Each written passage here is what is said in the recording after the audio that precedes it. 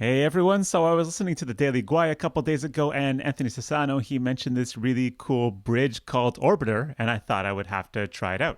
Orbiter isn't your typical bridge because it's not really bridging so much between different EVM chains as it is bridging between different rollups. So if you go onto the website and look at the different places you can bridge well, right now you could bridge only Ether.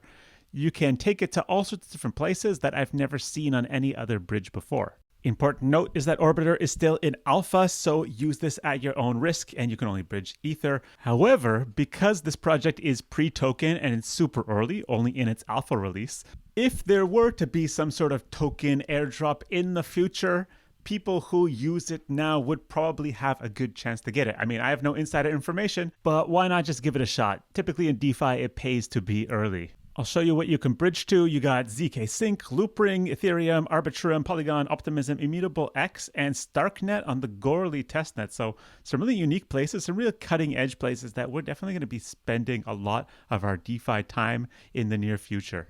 Let's just do a quick run through of the interface so we see what's going on. I'm set to Polygon. I have some Ether on Polygon, 0.34, so I'm going to click on the max. By the way, there's currently a 5 Ether limit for transfers. Just because the project's so early, I guess they want to mitigate the possible risk. I'll show you what the calculation looks like for 2 Ether transferred from, let's say, Polygon to Loopring.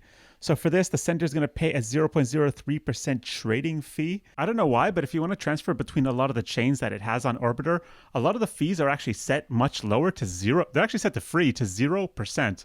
I don't know how they can be so low. Maybe it's because the team is providing the liquidity and they want to incentivize people to use this bridge, so they currently have it set to 0. I really don't know the reason, but one place that Ortibter really shines is that they are very, very cheap to use. And what's really cool is if you look at the bottom, it gives you a breakdown of how much money you're saving. And it is significant for every chain pretty much. So yeah, you see it says cost before using Ortibter, gas fee $123.80. I guess that assumes that the alternative is going from Polygon to Ether mainnet using the Matic bridge and then using the Loopring bridge to go into Loopring. But to be honest, I don't even know any other possible route.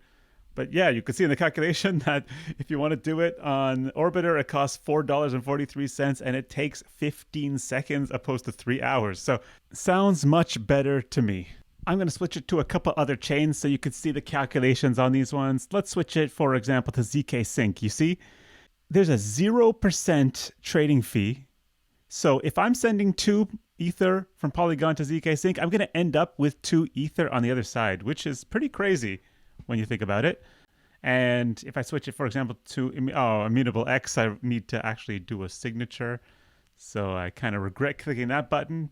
Let's close MetaMask for now, and I'll try one more chain. Let's just do Ethereum. So if I'm sending 5 Ether to mainnet, it's going to end up being 5. Well, you can see there's not even enough liquidity to send 5. There's a maximum limit right now between these two chains of 3. So let's just put in 3 and take a look at the fees. See, before it would have cost $84, but now it's going to cost a total of $15. So it's a huge improvement. And look at the time saved. Instead of 3 hours, it's going to take 45 seconds. So it's cheaper and it's faster. And you can go onto all these ZK chains that other bridges don't have yet, which is really cool. Just the only downside is that the amount that you're able to bridge currently is quite low. But, you know, it's early days. They want to keep it safe, and the limit will definitely be raised a lot in the near future, and also the assets which you can bridge will be expanded.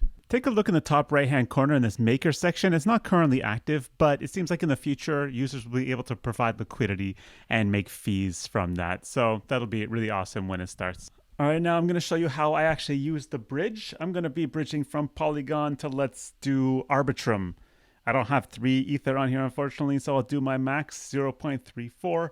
And you see there's actually 0 fees between these two chains, which is really cool. So I should be getting out the same amount on the other side. So you see 0.3408.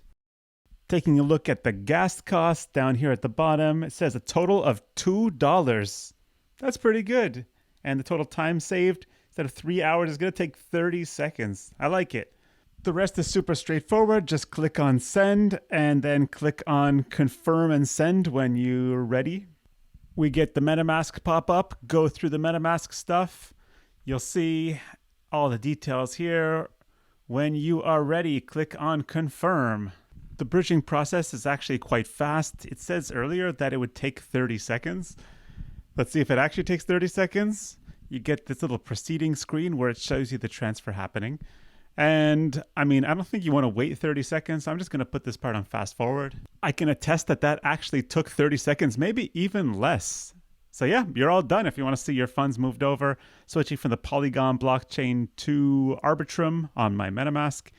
And you can see now 0.3408 Ether has been bridged over just like it said on the interface. So overall review, easy to use, it's fast, it's cheap. It's actually much cheaper than its competitors like Hop or Connext. We'll see how long that lasts for and how sustainable that is.